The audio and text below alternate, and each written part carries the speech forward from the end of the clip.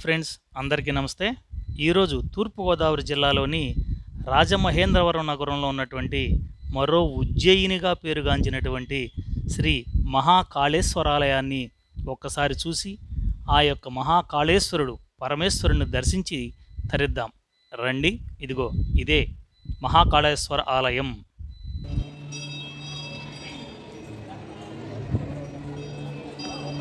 దేవాలయ ప్రాంగణంలోకి మనం అడుగు పెట్టగానే ఇది మన ఆంధ్రప్రదేశ్లోని ఒక దేవాలయమైనా లేదా ఏదైనా ఒక ప్రాచీనమైనటువంటి దేవాలయంలోకి అడుగు పెట్టాము అన్నంత సంభ్రమాశ్చర్యాలకు లోనవుతాం.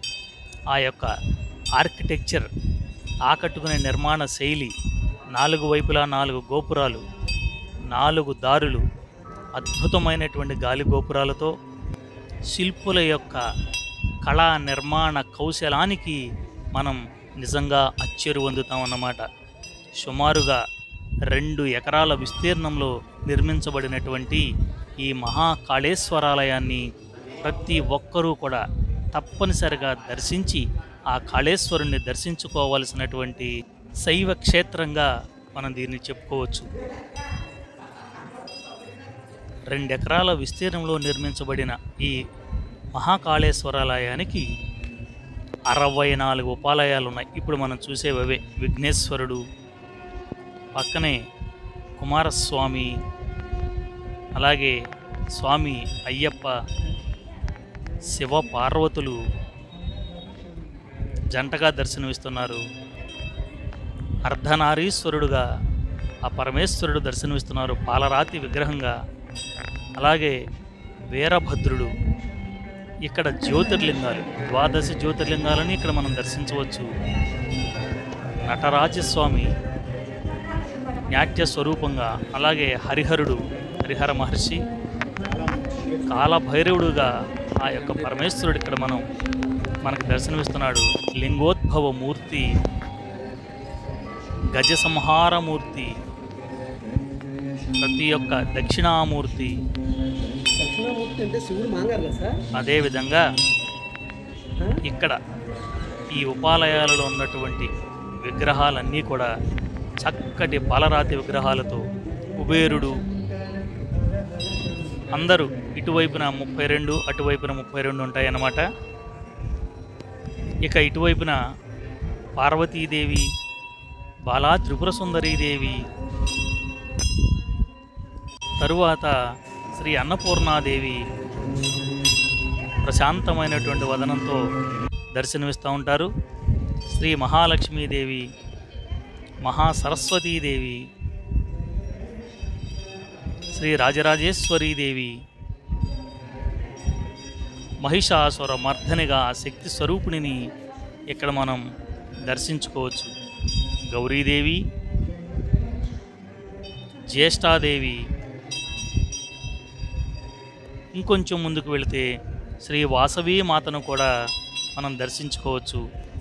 అలాగే దత్తాత్రేయ స్వామి వారిని, షిరిడి సాయినాథుని అవతారాన్ని, అలాగే జగద్గురు అయినటువంటి ఆది శంకరాచార్యుల వారిని, విశ్వక్సేనుణ్ణి,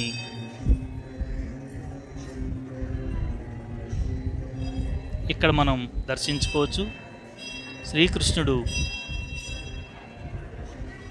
అలాగే సీతారామ లక్ష్మణుల యొక్క విగ్రహాలను కూడా ఇక్కడ మనం భక్తిభావంతో దర్శించుకోవచ్చు. అన్నవరంలో ఉన్నటువంటి శ్రీ సత్యనారాయణ స్వామి యొక్క మూర్తిని ఇక్కడ మనం దర్శించుకోవచ్చు. పంచముఖ ఆంజనేయ స్వామి యొక్క స్వరూపాన్ని ఇక్కడ మనం పూజించుకోవచ్చు. సూర్య భగవానుడు, ఆదిత్యుడు, ఆ భానుణ్ణి ఇక్కడ చూడవచ్చు. అలాగే విజయలక్ష్మి, విద్యాలక్ష్మి, సంతానలక్ష్మి, గజలక్ష్మి, ధనలక్ష్మి, తరువాత ధాన్యలక్ష్మి, వీరలక్ష్మి, ఆదిలక్ష్మి, తరువాత విజయలక్ష్మి,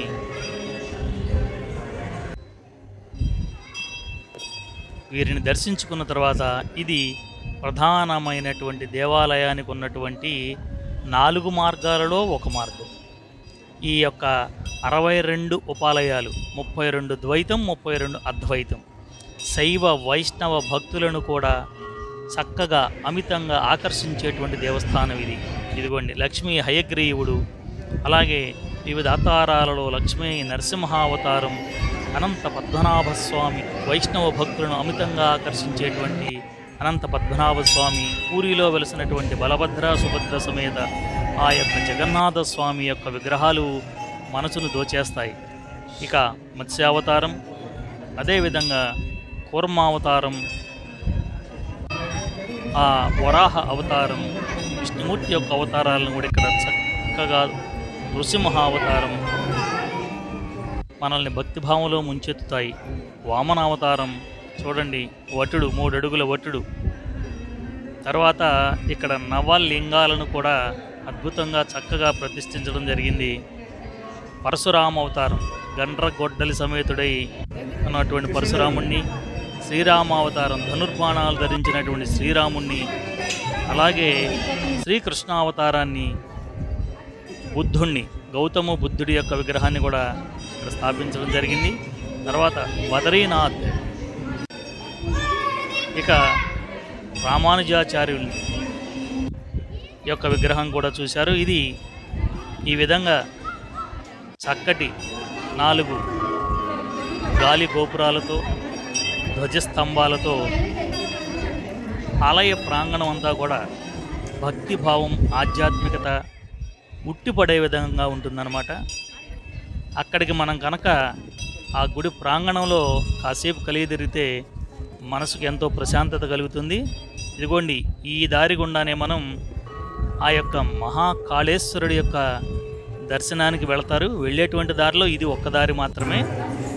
ఇది ఇక్కడ ఆశ్చర్యం ఏంటంటే ఎలాంటి దర్శన టికెట్లు కూడా ఈ మహాకాళేశ్వరుని దర్శించడానికి అవసరం లేదు.